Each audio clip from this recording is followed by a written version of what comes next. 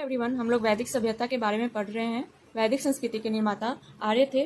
वैदिक संस्कृति में आर्य शब्द का अर्थ श्रेष्ठ, उत्तम, कुलीन तथा उत्कृष्ट होता है। सर्वप्रथम मैक्स मूलर ने 1853 ईस्वी में आर्य शब्द का प्रयोग एक श्रेष्ठ जाति के आशय से किया था। आर्यों की भाषा संस्कृत थी। वैदिक संस्कृति को दो भागों में बांटा गया है। ऋग वैदिक काल 1500 से 1000 ईसा पूर्व एंड उत्तर वैदिक काल 1000 से 600 ईसा पूर्व। ऋग वैदिक काल 1500 से 1000 ईसा पूर्व। वैदिक सभ्यता मूलतः ग्रामीण थी। आर्यों का आरंभिक जीवन पशुचारण पर आधारित था। ऋग्वेद की अनेक बातें ईरानी भाषा के प्राचीनतम ग्रंथ अवेस्ता से मिलती है। भौगोलिक विस्तार। आर्यों की आरंभिक इतिहास की जानकारी का मुख्य स्रोत ऋग्वेद है। ऋग्वेद में आर्य निवास स्थल के लिए सप्त सैंधव क्षेत्र का उल्लेख मिलता है, जिसका अर्थ है 7 नदियों का क्षेत्र। ये नदियां हैं सिंधु, सरस्वती, शतुद्री आधुनिक नाम सतलज, विपाशा आधुनिक नाम ब्यास, परुष्णी आधुनिक नाम रावी, वितस्ता आधुनिक नाम झेलम और अस्किनी जिसका आधुनिक नाम चिनाब है। ऋग्वेद से प्राप्त जानकारी के अनुसार आर्यों का विस्तार अफगानिस्तान, पंजाब तथा पश्चिमी उत्तर प्रदेश तक था। इस काल की सर्वाधिक महत्वपूर्ण नदी सिंधु को बताया गया है। एग्जाम में अक्सर ऐसे प्रश्न पूछे जाते हैं कि ऋग्वेद काल की सर्वाधिक महत्वपूर्ण नदी का नाम बताएं, तो आप सिंधु बता सकते हैं। जबकि सर्वाधिक पवित्र नदी सरस्वती को माना गया है, जिसे देवीतमा, मातेतमा एवं नदीतमा भी कहा गया है।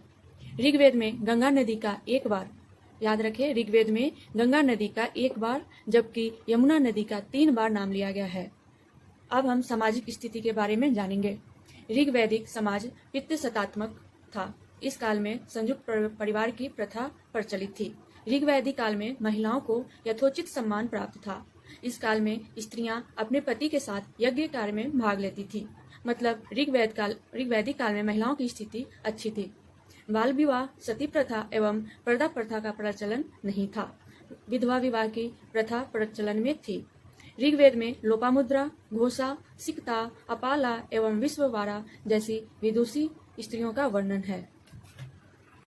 इस प्रकार आर्यों की प्रशासनिक इकाइयां 5 हिस्सों में बटी थी: कुल, ग्राम, विश्व, जन और राष्ट्र।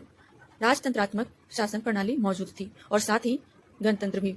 इस काल में अनेक जनतांत्रिक संस्थाओं का विकास हुआ, जिनमें सभा, समिति तथा विदत प्रमुख हैं।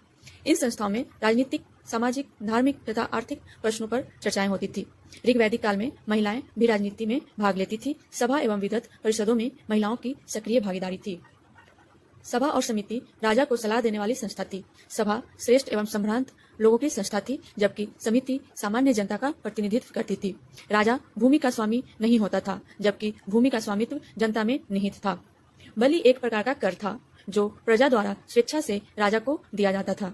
ऋग्वेद में राजा को गोप्ता, जनस्य अर्थात कबीले का संरक्षक तथा पूरा भेता अर्थात नगरों पर विजय पाने वाला कहा गया है। अब हम आर्थिक स्थिति के बारे में जानेंगे। ऋग्वैदिक काल में पशुपालन प्राथमिक पेशा था और कृषि द्वितीयक। इस काल में गाय को पवित्र पशु माना जाता था। गाय को अष्टकर्णी भी कहा गया है। गविष्टि गाय की महत्ता बताने वाला शब्द है। गाय को अघन्या मतलब न मारे जाने योग्य पशु माना जाता था। पर्णी नामक व्यक्ति पशुओं की चोरी के लिए कुख्यात थे। ऋग्वेद के चतुर्थ मंडल में कृषि संबंधी कार्य का वर्णन मिलता है। व्यापार मुख्यतः वस्तु विनिमय द्वारा होता था, परंतु विनिमय माध्यम के रूप में गायों व घोड़ों सहित निष्क का भी उल्लेख मिलता है। निष्क जो संभवतः स्वर्ण, आभूषण या सोने का टुकड़ा होता था। अयस शब्द का प्रयोग संभवतः तांबे या कांसे के लिए की गई है। इस काल के लोग लोहे से परिचित नहीं थे। धार्मिक स्थिति। ऋग्वेद अनेक देवताओं का अस्तित्व मानता है, परंतु इसमें देवियों के अस्तित्व का अभाव मिलता है। सभी देवता प्राकृतिक शक्तियों के प्रतीक थे। ऋग्वेद में इंद्र को पुरंदर भी कहा गया है। इंद्र को आर्यों का युद्ध नेता तथा वर्षा, आंधी, तूफान का देवता माना गया है। इंद्र आर्यों के सर्वाधिक महत्वपूर्ण देवता थे। दूसरे महत्वपूर्ण देवता अग्नि थे। अग्नि का कार्य मनुष्य एवं देवताओं के बीच मध्यस्थता स्थापित करने का था।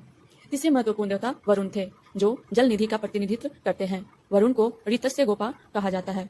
गायत्री मंत्र सविता देवता को समर्पित है। इसका उल्लेख ऋग्वेद के 3 मंडल में है। इसके रचनाकार विश्वामित्र हैं।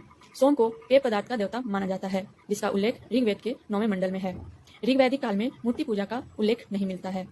पुसन पशुओं के देवता थे, जो उत्तर वैदिक काल में शूद्रों के देवता हो गए। अरण्यानी ऋग्वैदिक काल में जंगल की देवी थी। Thank you.